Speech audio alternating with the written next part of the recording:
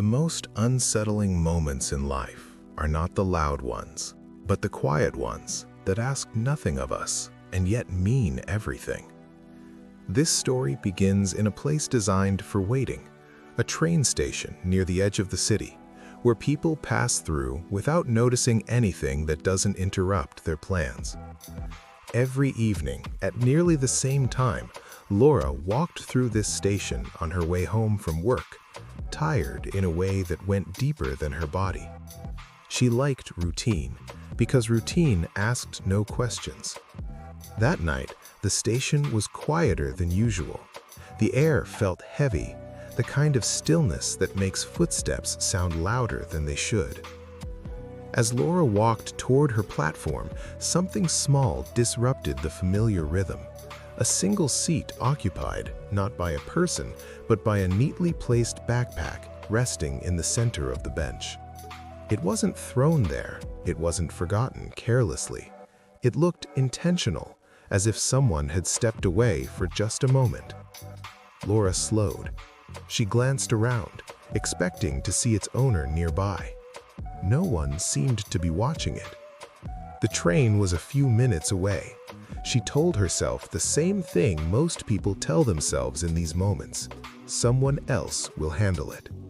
She stood for a second longer, then chose another seat farther down the platform. The narrator lingers here because this is where the story quietly locks into place.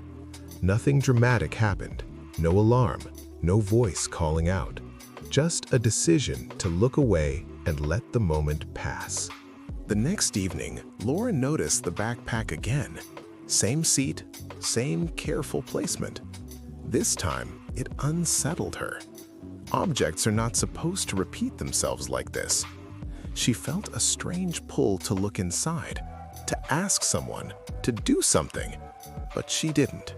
She sat elsewhere, checking her phone, convincing herself that noticing was enough. Over the next few days, the backpack appeared again and again, always in the same seat, always untouched, like a quiet question waiting for someone to answer it. Laura began to adjust her routine to avoid it, arriving later, standing instead of sitting, choosing different platforms when she could. The narrator explains that avoidance is often mistaken for peace, but it carries its own kind of weight. One evening, as she stood waiting for her train, she noticed a man standing nearby, staring at the empty seat where the backpack usually rested. He looked lost, not panicked, not distressed, but suspended, as if unsure what to do next. Their eyes met briefly, and in that moment, Laura felt the uncomfortable awareness that this was no longer just an object. This was a moment asking something of her. Still, she did nothing. The train arrived, people boarded. The man remained behind. Days later, a small notice appeared near the station entrance, easy to miss.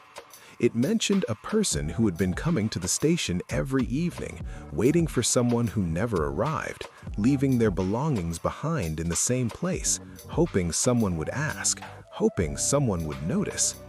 The words hit Laura slowly, not as shock, but as recognition. She realized the backpack had never been forgotten. It had been a signal, an invitation, a test of attention. That night, Laura sat in her apartment, unable to distract herself. The station replayed in her mind, the seat, the bag, the man, the moments she chose comfort over curiosity. The narrator slows here, allowing the weight to settle, because this is not a story about guilt as punishment, but about understanding as consequence. Laura returned to the station the next evening. The seat was empty. No backpack, no sign, just another bench like all the others. She sat down, feeling a heaviness she couldn't explain. She understood then that some moments don't wait forever. They appear quietly, give us time, give us space, and then disappear without explanation. The world continues.